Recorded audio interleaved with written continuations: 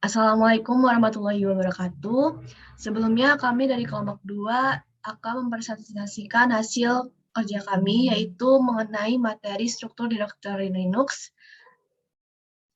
Dengan saya sebagai moderator, yaitu Renata Amelia Manggala Putri dengan NPM 2115061048 dan rekan saya.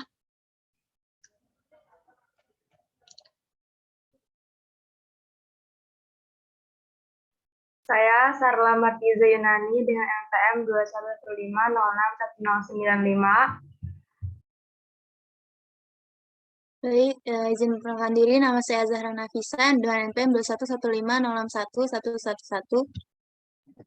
Sebelumnya izinkan saya memperkenalkan diri, nama saya Nurmala Yuna Wijaya dengan NPM 2115611081.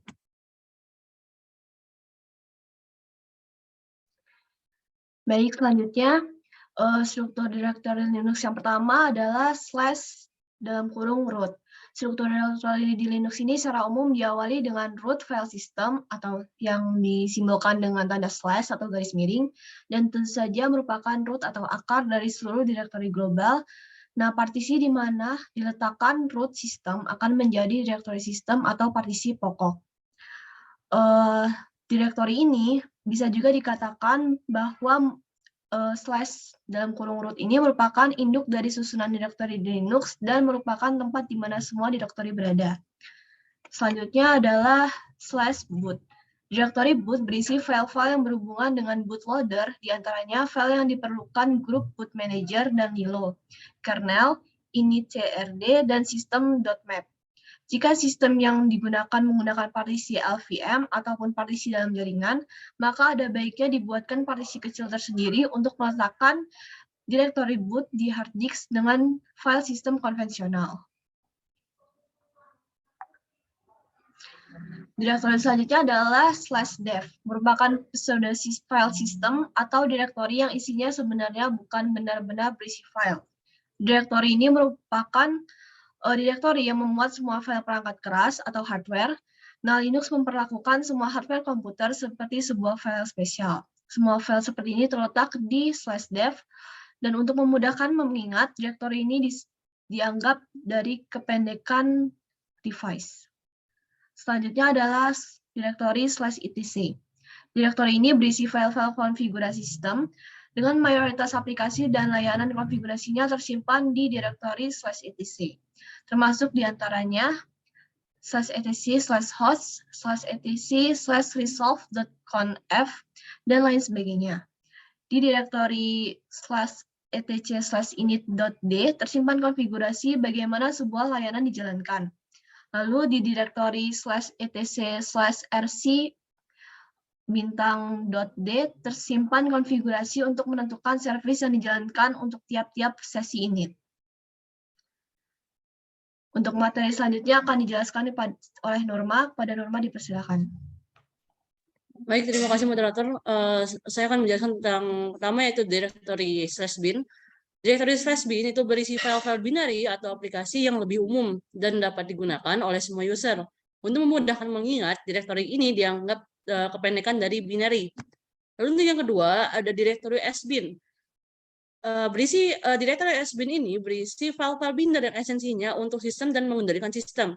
File-file binary atau bisa dianggap aplikasi sistem ini jika dioperasikan secara tidak tepat bisa berpotensi untuk merusak sistem itu sendiri. Untuk memudahkan mengingat, direktori ini dianggap kependekan dari super binary. Lalu selanjutnya itu ada direktori /system atau SYS. Berisi informasi yang berkaitan dengan kernel, device, dan firmware.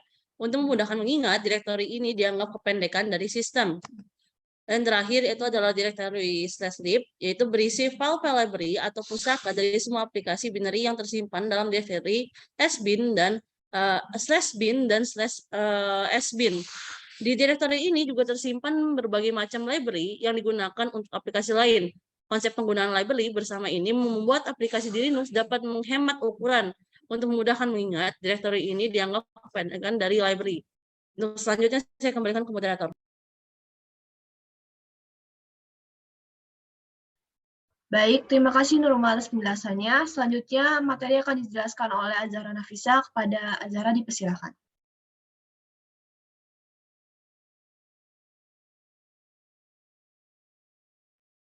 Baik, terima kasih moderator. Di sini saya akan menjelaskan directory /home. Semua directory home dari pengguna tersimpan di directory ini dengan nama user masing-masing sebagai pengelompokannya. Untuk beberapa sistem Linux yang dispesifikasikan untuk server, directory pengguna masih dikelompokkan lagi ke dalam /home/users.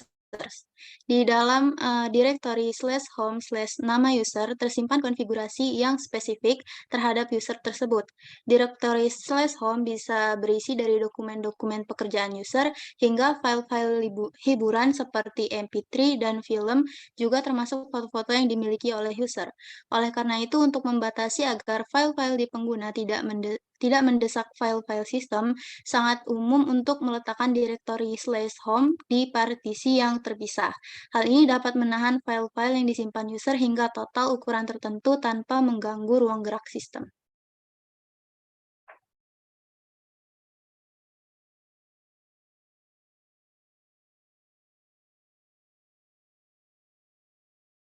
Selanjutnya ada directory /usr, sebuah subhierarki dari root file system disimpan di dalam /usr.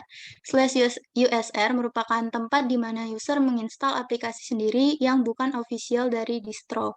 Misalkan menginstal melalui tarball atau paket yang dibuat sendiri. Jika pengguna termasuk orang yang sering menambah-nambah aplikasi sendiri di luar bawaan paket yang disediakan untuk distro itu, maka directory /usr sudah dipastikan akan cepat sekali membengkak. Ada baiknya untuk sistem yang penggunanya seperti itu, /usr diberikan partisi sendiri.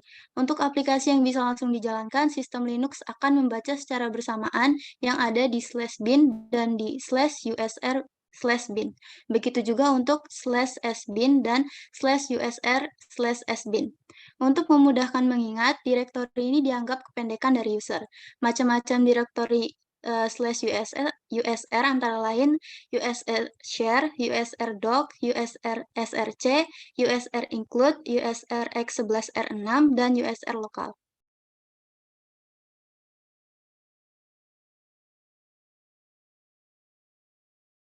Kemudian yang ketiga ada /var, di mana direktori ini merupakan direktori yang isinya sangat dinamis. Jika digunakan dalam server, sangat dianjurkan untuk diletakkan di partisi terpisah, karena direktori ini dapat membengkak dengan sangat cepat.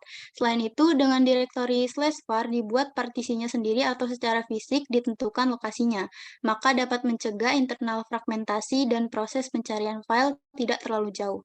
Hanya seputar silinder itu saja. Untuk memudahkan mengingat, direktori ini dianggap kependekan dari variatif. Macam-macam direktori /var antara lain varlog, varmail, varspool, dan varrun.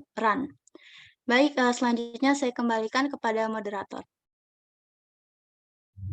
Baik, terima kasih Azhar atas penjelasannya. Selanjutnya materi terakhir akan dijelaskan oleh Sharla. Kepada Sharla dipersilakan.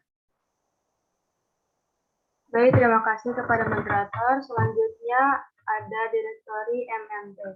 Direktori ini dianggap kependekan dari mount pada Linux yang masih menggunakan kernel 2.4.x. Digunakan untuk tempat mengumpulkan mount point dan bisa dijadikan sebagai mount point ketika sistem rescue atau troubleshooting.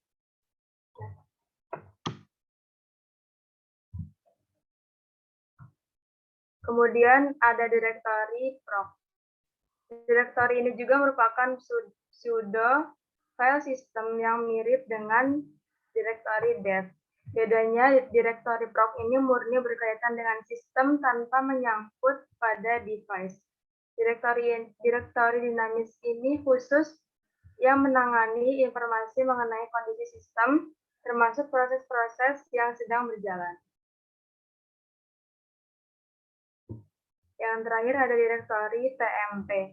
Direktori ini dianggap kependekan dari temporary, direktori yang berisi file-file sementara yang dibuat oleh sistem dan user.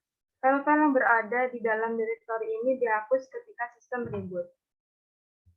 Sekian, saya kembalikan kepada moderator. Baik, terima kasih Sharla atas penjelasannya. Itu saja materi dari kami. Kami akhiri. Wassalamualaikum warahmatullahi wabarakatuh.